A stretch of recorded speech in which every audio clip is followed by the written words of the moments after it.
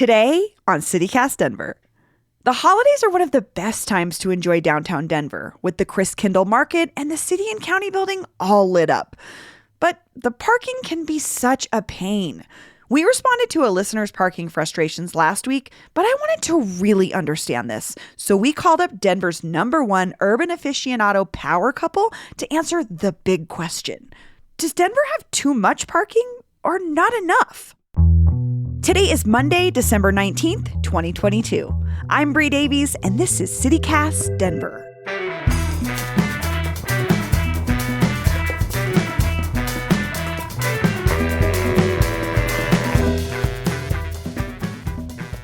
Jill and Frank Locantore, welcome back to CityCast Denver. Thank you. Thanks, Bree. So, Frank, last time we had you on, you were representing the Colfax Avenue Business Improvement District, and you showed us around some cool stuff happening in Denver. What is new on Colfax these days? Oh, well, I guess top of mind is the big sculpture art that's by the Fillmore. I saw you guys had it carted off. Yes, we did. We had it carted off, and our friends at the Fillmore got a little worried, and they said, you did this, right? And yeah, so it's getting a little TLC with some minor repairs, fresh coat of paint and clear coat and everything like that. Jill, last time you were on, we talked about scooters and some of the work you've been doing with Denver Streets Partnership, but that's like a tiny part of this giant story where you helped initiate and push forth this initiative to fix Denver sidewalks, and voters said yes. They sure did. They said Denver deserves sidewalks. That's amazing. Congratulations. Thank you. What is next with that project? Now, implementation. This is a major public infrastructure project and a totally new undertaking for the city. So there's a lot to work out in terms of the details of how they're going to do that. You two, okay, I understand you sort of have a transit love story, and I would love to hear how you fell in love with not having a car. Which also involves you together as a couple. Yeah. Do you want me to take a crack at this? So we actually met here in Denver, where I was taking a year off between college and graduate school. And both of us had cars at that time, and there was a lot of driving involved in our romance because I was living in Boulder at first with my sister, because that was a cheap place to live, was, crashing at my sister's place. And Frank lived in Denver, so there was a lot of driving back and forth to date each other. But then I moved to Toronto to go to graduate school, and I gave up my car when I moved there because I couldn't figure out how to afford a car anymore. I was going to be a poor graduate student. And I felt fairly confident I could figure out how to live without a car in Toronto. It has a great transit system. We tried being apart for a year. That didn't work so well. So Frank eventually moved to Toronto with me, and he also gave up his car. And I think we both just really fell in love with the lifestyle that's possible when you don't have to schlep around a 2-ton metal box with you everywhere you go. But you can walk to the local grocery store in the park, and you can take transit out and, get a little sloppy with beers and make it home safely. I think I would just add just more of the apprehension of getting rid of the car, in the beginning, right? Because I grew up on Long Island, so it's not the city. It's not New York. It's more like, in terms of suburban Colorado. And so getting your learner's permit and then driver's license as close to your 16th birthday as possible was a rite of passage. And having a car ever since was just how pretty normal. You were human. Yeah.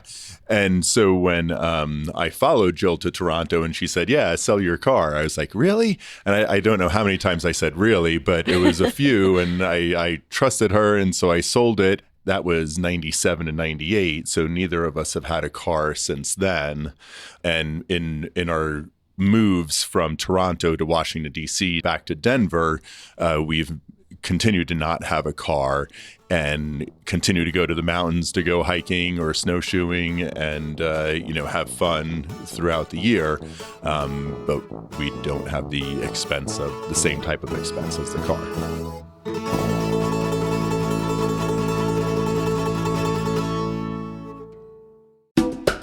Hey Denver, it's Bree. You're listening to CityCast Denver right now, so you get it. This podcast reaches the Denverites who care most about what's going on in this city. Our listeners, you, are dedicated residents who live and breathe all things Denver. We know you're hungry for information and insights on new restaurants, local events, and ways to get involved. So if you run a local business, if you're fighting for a good cause, or if you're just throwing a big party and want Denverites to know about it, consider advertising on CityCast Denver. Get your message out to the city's best audience right now with an ad right here on the CityCast Denver podcast. Learn more at citycast.fm/advertise or email us at ads@citycast.fm. So, okay, the reason I actually wanted to have you both on was last week we had a conversation on the show about a pretty controversial topic, parking in downtown Denver. And both of you reached out, which I appreciate so much. I think that you both are really excellent at creating a space for dialogue around this conversation. And it centered on this question that we got from a listener. And his name is Eric S. And he said one of his frustrations is the lack of parking in central Denver, specifically around Civic Center and the Central Library. And he was just frustrated that there's few metered spots in the area. A lot of times those meters are bagged. But there's a lot of stuff going on downtown, especially during Christmas, and he doesn't feel that it's accessible in the sense that he doesn't have anywhere to park. And I wanted to hear from both of you. What would your answer be to Eric S.? Yeah, I think the answer is there's plenty of parking downtown. It's very poorly managed. Okay. And it's incoherent because it's a mishmash of on-street parking, off-street parking, publicly managed parking, privately managed parking, with an incoherent system of helping people understand where to park or how much it costs or why it costs that much. At Civic Center, there is a structured parking garage right there across from the Denver Art Museum and the library, and it's open to the public, and it's often not full. Okay. But people don't necessarily know about that. Sure. Or I haven't parked there recently, so I don't know how much, or if anything, actually, it costs to park in that particular parking structure. But I had a similar experience. I had a rental car the other day, so I was driving, and I drove to the CU Denver building that's down at 14th and Larimer. And there's enormous surface parking lots right there that are $6 an hour. And then there's on-street parking that's $2 an hour. So here I am in my car trying to decide, do I want to spend $6 an hour or $2 an hour? I'll go for the $2 an hour, but it's really hard to find an on-street parking spot. So I'm going to drive around the block 6 times, spewing pollution, causing congestion, which is stupid because that surface parking lot was like 90% empty. Jill, and that I is a have been huge there waste of space. so many times. And I have to say, I grew up in the city. There were way more of those surface lots downtown. I mean, if you think they're bad now, 20 years ago, it was all surface parking lots. But I see your point. So I guess then what should we do? Or what do you think? What would be ideal? What would you say to someone like Eric S.? Like, how do we change your mind around actually getting there?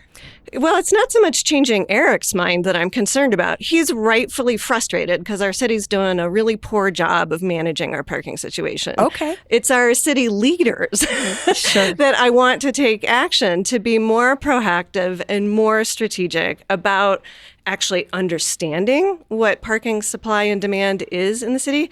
We don't have a good inventory of how much parking is available, nor do we have good data on how it's utilized or not. And we don't have a strategy for managing it that considers holistically what's available on street, what's available off street, what's public, what's private, what do you have to pay for, what's free. And my eyes were really open to this when I went on the Copenhagen trip that the Downtown Denver Partnership organized. And we were there because it's this incredible, walkable, bikeable, transit-friendly city, which it totally is. It is amazing. But we were meeting with city leaders, and they were so proudly telling us about these amazing parking garages that they had built. And I was like, what is happening? Why are we talking about parking garages? I was here to talk about walking and biking. And it slowly dawned on me because the city of Copenhagen has taken it upon itself as the public sector to build structured parking and regularly spaced in areas where there's a demand that takes all the pressure off of the streets because people don't have to park on the street. So now we can use street space for bike lanes, for transit, for trees, for playgrounds. They have playgrounds all over the place in Copenhagen. It takes all the pressure off of each individual property. So this grocery store and that restaurant doesn't have to try and estimate this is exactly how much parking space we need, and we have to provide it on our private property. And it just makes life easier for everybody. It's a management issue, or creating other opportunities versus just having a sprinkling of private lots and then have 20 people circling for the same 6 spots. Exactly. That's so inefficient. It's frustrating for everybody. And it means we're missing out on these major opportunities to use public space for something better than just storing cars. Interesting. This is really making me think. And from the business angle too, right? Yes. Like you were bringing up just before Jill was talking about that there were many more of those parking lots in the city 20 years ago or whatever. And there was, I think it was in the Colorado History Museum a while ago, where we saw this very simple exhibit that basically had blocks where buildings were in the city, and then you kind of took them away by error. And era, little bit of New York accent coming out there, but they were replaced by parking lots, surface parking lots. We lost so much because we needed to have storage for parking. And now come to the present day when we've got these mandatory parking requirements, and you look at a street like Colfax that has a very fine-grained fabric of, small shops, one right after the other, shoulder to shoulder for the most part.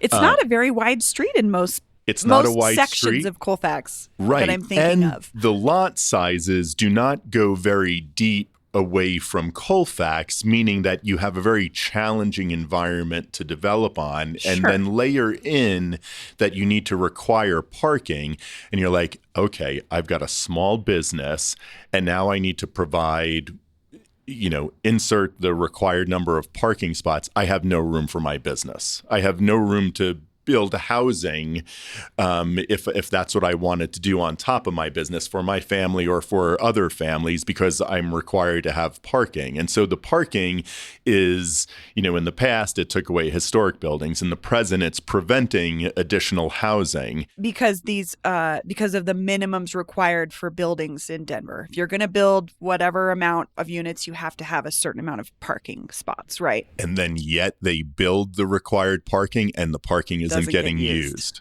Interesting. But those costs were incurred in the project's construction, and those costs don't disappear. Somebody ate those costs, and it's going to be the renter. Sure.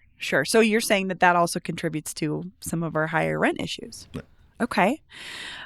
So I also said on the show, like, here, look, I grew up here. People love to drive. It's a reality. My neighborhood, for instance, you're very familiar with, Jill. I know you do work in Westwood and on Federal. You've seen Federal Boulevard. It wouldn't be so wide if everybody wasn't driving on it. So my question is, you both are really great at thinking about incremental change.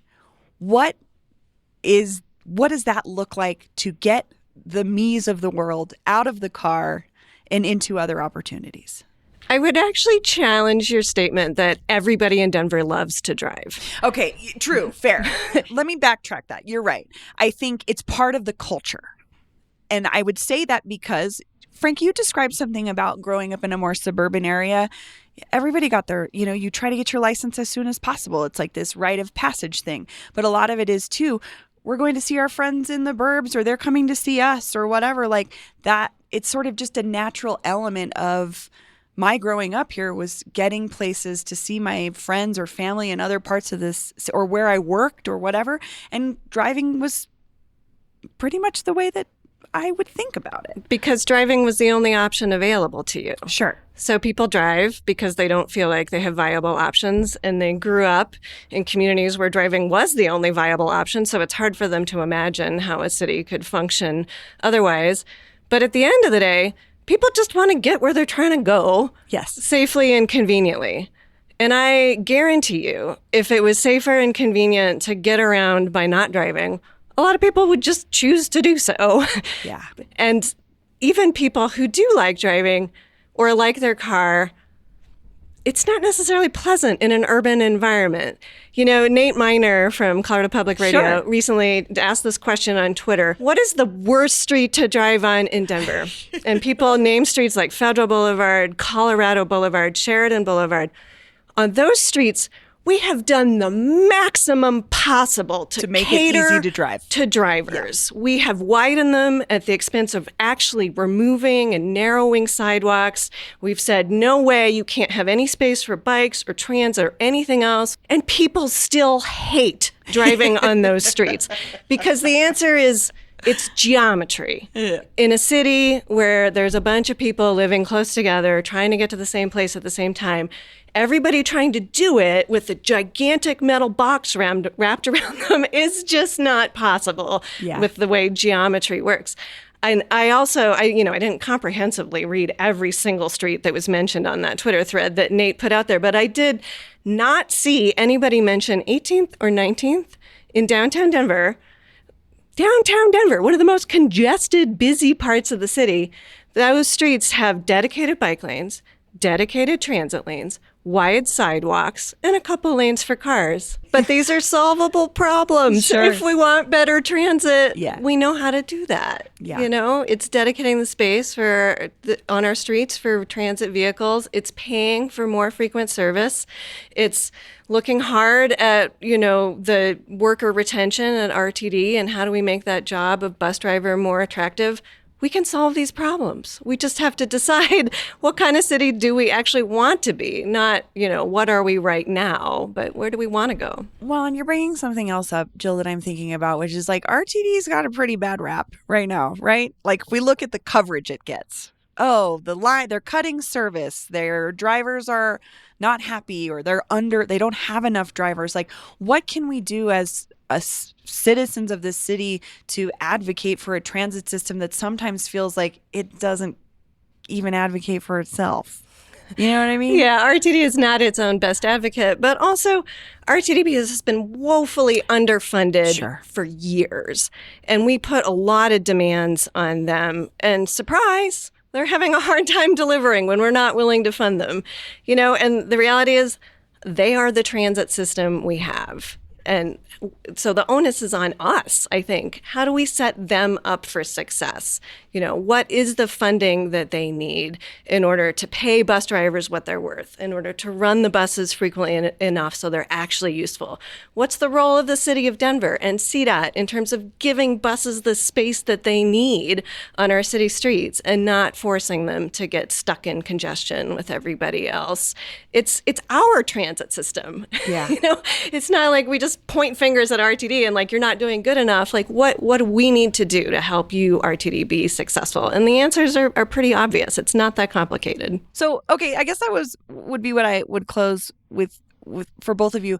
If you could give the car driver in Denver one tip or one thing they could implement or try this weekend to start to change their behavior. Be empathetic of people outside of the car, whether they're walking or biking or trying to run across the street to get to the transit stop. Everybody's just trying to get somewhere safely. Nobody is deliberately trying to irritate other people on the street. I mean, yes, there are a very tiny percentage of people who are being aggressive and mean, but most people are just trying to get somewhere. Be empathetic, slow down, yield, maybe wave at them. The slow down thing, that's a whole other conversation I want to have for another day. But Frank. Well, my first thought is just ask yourself, what would Jill do? And then try and do that. and maybe a corollary is like, know your limitations, right? Especially, as a driver, like you've got blind spots. The car has been made really safe for its internal inhabitants. The driver, yes. And but it comes at a bit of a cost of visibility. Yeah. So those would know the limitations of the car. Be more cognizant of what you are driving around if you're going to do it. I would say try to walk somewhere that you usually drive. Like just try one time. Like I will say, for instance, a couple weeks ago, we were going to meet some friends at the Empress, which is literally 2.5 blocks from my house. And my husband was like, can we just walk there? And we walked there, and it was freezing, and it was freezing for 6 minutes. So if you're like me, maybe try one trip this weekend and just try to walk it instead. And put a hat on. Jill and Frank Locantore, thank you so much for joining me. Yeah, Thank so you, much, Bree. And here's what else Denverites are talking about. City resources. Last week, Mayor Hancock issued an emergency declaration to free up some money to help with the hundreds of migrants and asylum seekers who have showed up in Denver over the last few months. 9 News reports that so far, the city has spent more than $800,000 on emergency shelter operations, including food, clothing, security, and safe sleeping arrangements. The city is looking for volunteers and organizations specializing in migrant support. We'll put a link in the show notes if you'd like to help. And finally, as 2022 draws to a close, we're not doing the usual look back at the year's top stories. Instead, we want to hear what you think Denver's biggest wins and hardest fails were. Who or what had a great year? Who had the most to celebrate? Or what sucked the most in 2022? Leave us a voicemail or text with your name, neighborhood, and your thoughts on Denver's biggest win or most epic fail, and you might hear it on the show. Our number is 720-500-5418. Again, that number is 720-500-5418.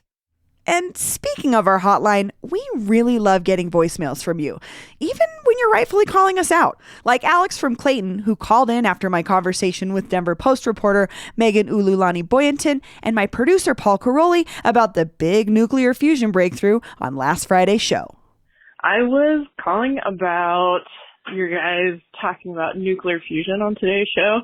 It got kind of like a round meh from everybody, so I just wanted to call and explain a little bit about it and why it is super exciting. Fusion is just another way to generate energy, which could generate electricity in our grid. It's the same way that the sun makes energy, so it's different from our current nuclear energy technologies in that it would have no radioactive waste. And the starting materials used for fusion are basically hydrogen. So it's one of the most common elements on the Earth, and it's almost free, starting materials.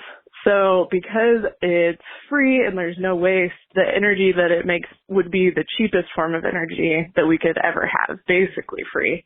So there's no other technology innovation that could do more to pull the entire world out of poverty as nuclear fusion.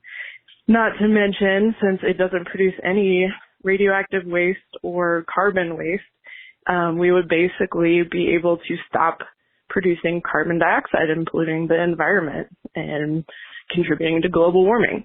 So nuclear fusion is not meh, it is amazing, and it's probably the most important technology innovation that we will see in our lifetime. There's my 2 cents, and hopefully you guys can do some more research on it. Thanks. That's all for today here on CityCast Denver. If you enjoyed the show, why not take a minute to tell the crossing guard in your life about us? Rate the show wherever you get your podcasts and subscribe to our morning newsletter, Hey Denver, by texting Denver to 66866. We'll be back tomorrow morning with more news from around the city. See ya!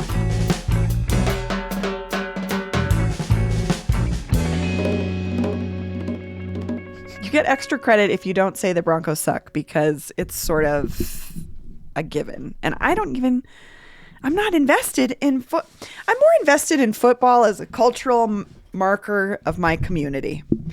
I care that people care about the Broncos. It's an identifier of our city. So if they're doing bad, they're making us look bad. It's a big L for Denver across the board.